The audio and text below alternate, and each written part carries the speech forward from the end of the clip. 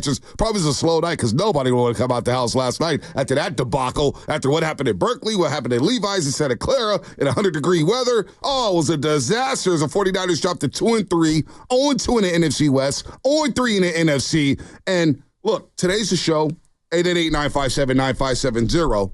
And shout out to YouTube, Twitch, and Twitter. Shout out to YouTube. I wish the chat was buzzing today. Trust me, I do. But I'm going to make something clear here today, Shasky, that my trigger finger when it comes to the flush button will be quick today. It will be quick today if you come in with the hot garbage about this guy should be fired, this guy should be benched. I want to have a grown-up philosophical conversation about what's going on with the San Francisco 49ers. So I don't have time for your little nonsense at the kiddie table fighting over tablecloths about this guy not blocking or this, that. No. Let's have a conversation about what the hell is going on with the 49ers. And one thing is, it's evident. And it's proof in the red zone that you miss Christian McCaffrey. Because so far this season, the Niners are 9-22, 9 of 22 in the red zone. They've got problems in the red zone, and it's directly correlated with the absence of Christian McCaffrey. But there's a lot to get into, Sasky. I can't wait for this one. Oh, I'm fired up for this show. This one just is so frustrating because they got body bagged in the second half. Like, there's no other way around it. You got out hit, and you didn't hit anybody other than arm tackling. If I watch Malik Mustafa and Campbell and even, look, the great Fred Warner, who just looked a little compromised yesterday, all of these great players on defense either not showing up with no pressure whatsoever or arm tackling. James Conner, a.k.a. the Terminator, was destroying them yesterday. Was it John Connor the Terminator? Yeah, but that's James Conner. That's the nickname that the Steeler fans gave him. No, but the point being is that guy in the second half, they said 77 yards. If you told me 177 yards, I would have believed you. Yeah. He was a wrecking ball in the second half. And then Kyler Murray, that touchdown design where they did the fake run, jump up and throw, it was Tebow-like. Oh, yes. He was unbelievable yesterday. There were some horrific angles. But to me, this isn't even on. Like, the defense had moments where they got stops on short-sided fields. This is a combination loss here. When a combo loss. You're calling it a buffet? They got outcoached. They got outcoached in the second half, and they got out-executed and out-hit. Like, that's what happened. The Cardinals came and played a full 60-minute game, and the Niners didn't. And we could talk about the kicker not being available. Well, then situational football. That whole drive after they get the field goal on the Purdy interception. So Purdy gets the ball tipped. He's late. He was going to throw a pick to Kittle because he was late in the flat anyway, whether it got tipped or not. No one wants to admit it, but that's what was going to happen. And then the defense got to stop. They got a field goal. You get the ball back. You march down. Bonte, I'm looking at 7 straight sick plays. 7 straight sick plays. Are you talking about on the final drive for Arizona? No, it's 23-13, okay? All right. It's in the third quarter after you get a field goal stop. The defense got to stop. 7 straight big plays. You get down to, I don't know, the 24-yard line, and then you get stuffed, and then it's 2nd and 9. And Jawan Jennings has a false start. And it totally ruins, and they just short circuit. Yeah. And then Purdy gets another pass tipped. He gets sacked. Well, I thought he was thrown into triple coverage anyway, so I don't even know. And then he holds the ball forever, and you're forced to go for it because you don't have the kicker. That whole sequence, we can talk about the quarterback, we can talk about decision-making, maybe the coach dialing up a draw or something, understanding that, hey, I don't have my kicker available. That sequence right there ended up being monster for this team. And obviously the Jordan Mason fumble down the stretch. Why is Ronnie Bell even in the game? Just so many questions. Hold on. There's so many questions. And there's so many guys to get into. I could get into Nick Sorensen, but I'm not going to start there. Because I know Steve Wilkes' defense, whether we laughed at him or not, whether we like him or not. Well, Nick Bosa was talking about second half adjustments. When Steve Wilkes, even during the 3-game losing streak with Steve Wilkes, everybody wanted him out of town. Minnesota, they gave up 6 points in the second half. They were shutting out Cincinnati going into the fourth quarter. Cleveland scored 19 points in all. What Nick Sorensen is doing, I don't know, but it looks pretty predictable when you send blitzes. It looks pretty predictable when guys run RPOs and you can't get a stop. It looks pretty predictable when you give up at least 7 yards a carry in the second half and miss me with the Heat because both teams played the Heat. And the Niners had the ball for 38 minutes. So offensively, this was a colossal disaster. Again, when you continue to settle for field goals and you don't score touchdowns in this league, you will get beat over and over and over again. And like I'm looking at all their red zone opportunities, but before the kicker even went down. 9 of 22 overall this season in red zone. But here's what I don't understand. And look, they did what I wanted. They ISO'd Kittle early in the game and tried to throw him a little fade. They tried to run that little short stream. Ayuk is cooking. This is his best game in forever. He's cooking, and he doesn't get a red zone look. No, it's a colossal disaster. He doesn't get a red zone look. Debo on a milk carton in this game, and I thought Jordan Mason, until the fumble, was cooking as well. It's just the red zone stuff. I don't even know what to make of it. It's 9 of 22. No, I tell you what to make of it. I know what to make of it. I don't know what to make of it. It's not adjusting without Christian McCaffrey, because what Christian McCaffrey does in the red zone, there's certain guys who's got a nose for the end zone. Like I look at Lamar Jackson, for example. He's got a nose for the end zone. King Henry, Derrick Henry, he's got a nose for the end zone. CMC. You know what I'm saying? There's certain guys who's got a nose, so that's where I'm going with CMC. You could put him in a slot. You can line them out wide. You get a matchup nightmare on a linebacker. You run the Texas routes. You run the flat out routes. You do whatever you got to do. But Christian McCaffrey has a nose for the end zone. They are missing that element with Christian McCaffrey. There's no doubt about it. Jordan Mason's been running great. There's no doubt he's running great. He's trucking dudes, but you can't fumble inside the 10-yard line when you have an opportunity to. You got to take care of the football. And now all the Twitter coaches and everybody out there trying to coach and say, blame Juszczyk for the missed block. Well, initially he made his block. Budda Baker and number 7 came in flying in the hole.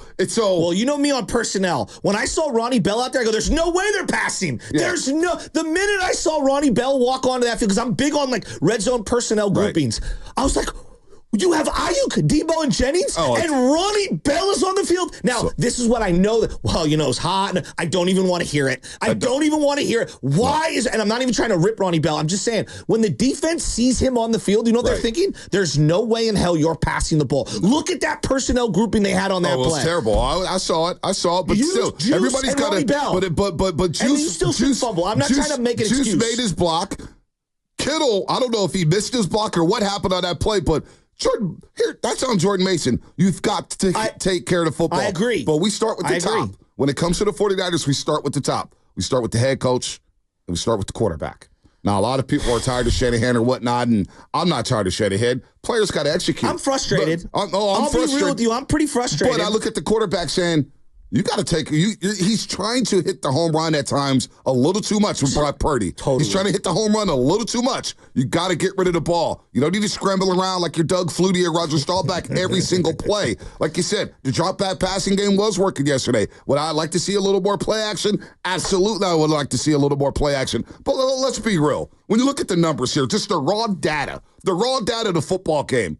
They had no business losing yesterday. They had no business. Now, on the final drive when Arizona got the ball and Jordan Mason fumbled, I said, this is a disaster. And 4th and 5, Kyler Murray, you got to tip your cap. 4th and 5, and we played the call. Kevin Burkhardt coming in on Fox Sports alongside Tom Brady. 4th and 5, and the Niners, and hold on, let me finish. This is what the difference. Now, the Niners showed a cover 0 blitz. I think Fred Warner was a linebacker who dropped back in the covers, but they still sent 5, and Murray throws it off his back foot to Marvin Harrison Jr., who was on the milk carton as well. That was only his second catch of the game, but it was a hell of a catch on the out route, and he throws it up, and Isaac Yadam's on him. The Cardinals, conversely, when Brock Purdy throws his end-of-game interception and he gets the ball tipped, the Cardinals ran a 0 blitz. And for the life of me, why can't the Niners block up on Kevin? Guys sent 6 on the 49ers, and for the last 5 years, the 49ers have yet to figure out how to navigate against a cover 0 blitz. They may be the only team with one of the greatest offensive minds we've seen over the last 10 years of Kyle Shanahan that just can't function on the cover 0 blitz, and Purdy gets his ball tipped. Kittle's wide open in the flat. That's going to be a first down. He's going to get out of bounds. Game over. But this goes back to what Brady was talking about during the game and what Kyle has said for years now. He doesn't want quarterbacks making protection calls at the line. So, like, to your point about, like, all these tip passes and all these free release blitzers and all that stuff, like, Kyle believes, and this is just the way they run offense, it's not good. I don't want my quarterback making those calls. And Brady said it during the broadcast, and we'll pull the sound at some point. Yeah, I don't want anything to be simplified. As the quarterback, I don't want anything simple. I want everything on my plate. I want to be able to be the one, because I'm the one out there throwing the ball, and I'm the one out there under duress, so I want to be able to have more control. So that's a Kyle scheme thing, not a Brock. But Brock wasn't good in this game, we'll stop right there with Brady. This is why when it came back to Brady, coming to the San Francisco 49ers. What did I initially say about that? It would not have had questions about whether or not it will work between Kyle and Brady. Kyle wants full control. He wants full autonomy. Brady, you hear him in the broadcast booth last night, and we see how his career played out. He wants full control in the huddle, and he wants full control at the line of scrimmage. So how that worked out, that's why it's not shocking to me anymore that Kyle said no to Tom Brady and kept Jimmy Garoppolo around because he wants full control. And Brock Purdy, you notice, he's ready for more on his plate. Brady's talking about Kyler Murray. And I'm reading about Caleb Williams, and I'm watching Caleb Williams get better and better by the week. The number 1 overall pick for the Chicago Bears. He's getting better and better by the week. And you know what they're doing, Matt Eberflus and company? They're putting a little more on his plate. He's having a little more control at the line of scrimmage. Brock Purdy can handle it.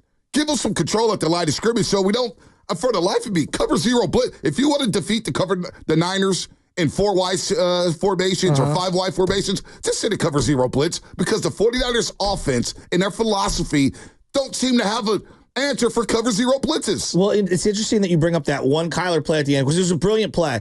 I think for me, the part that I loved about that play schematically is let's ISO this guy on the left-hand side, and we know even if the blitz comes, I'm going to have enough room to lob one up to him in a one-on-one situation, and I'm giving my guy enough chance. Like I just thought the spacing, everything was set up, and that's high IQ from Kyler Murray, knowing if I lob this bad boy up, there's nobody going to come. It's a one-on-one play. My guy's going to box him out. The guy that James Conner was awesome. Wilson kicked their butt too.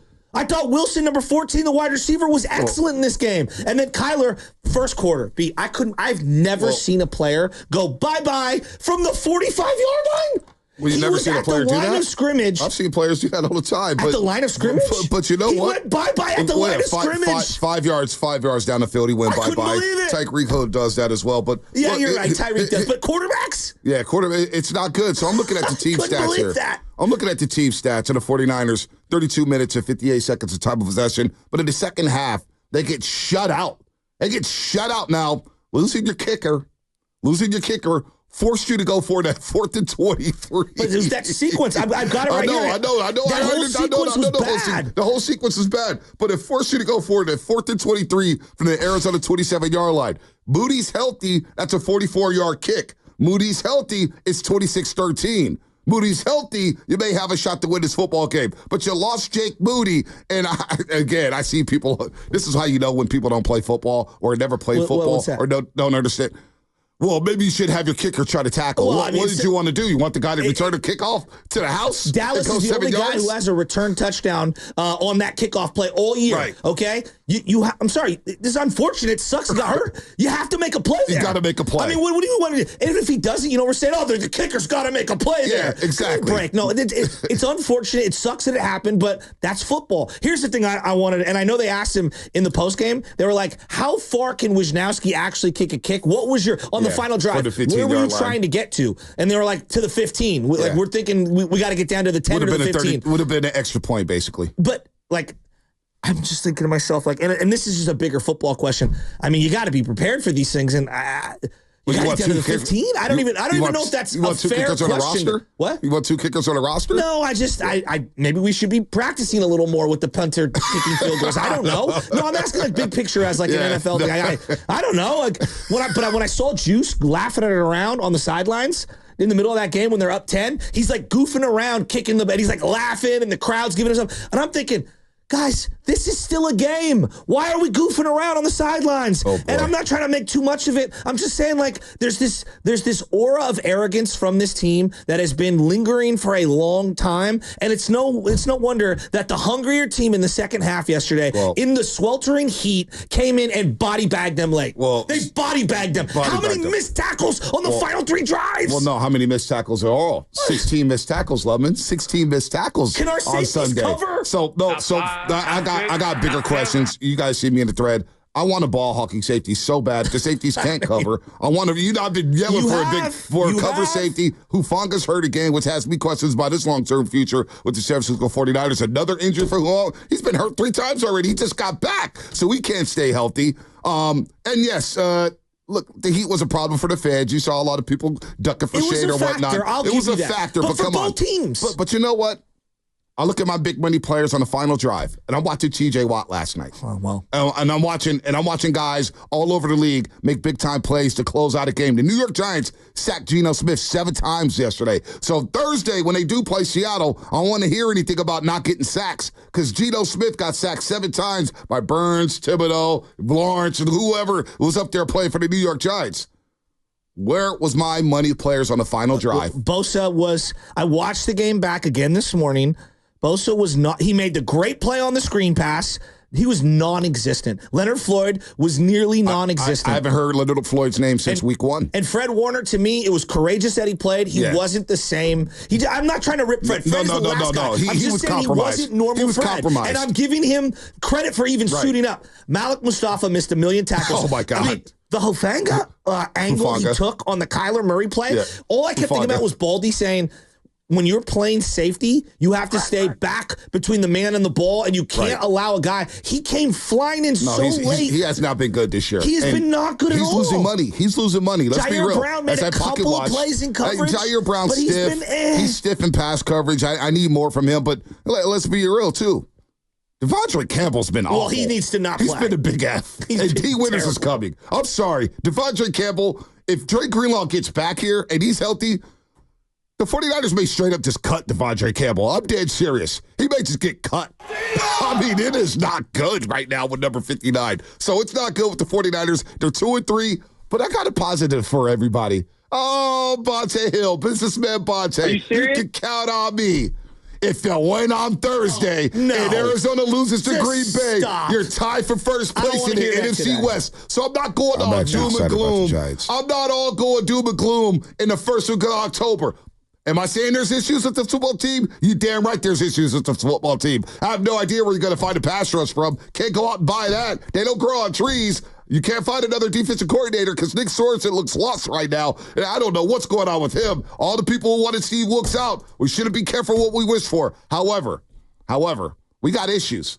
But with the win on Thursday, we're feeling good on Friday, aren't we? I'll think about that Thursday morning. Today, it's situation critical. For you. Oh, I'm here for it. 888-957-9570 is the number. Shout out to our great friends at Floyd Water Plumbing and Drain. Got a feeling we're going to use that dump button a lot today. That flush button, I mean. If you're going to call it to the roast, you better bring it because if you don't, you'll be flushed. Brought to you by Floyd Water Plumbing and Drain. What's coming up on the game? Brought to you by Crystal Geyser Alpine Spring Water. Your phone calls, Niner fans. What went wrong? What are you angry about this morning? Niners dropped to 2-3. They get shut out in the second half by the Arizona Cardinals, who had 40-plus dropped out of the week before, and they had nobody playing. What's going on with the Niners? You were right. I was wrong.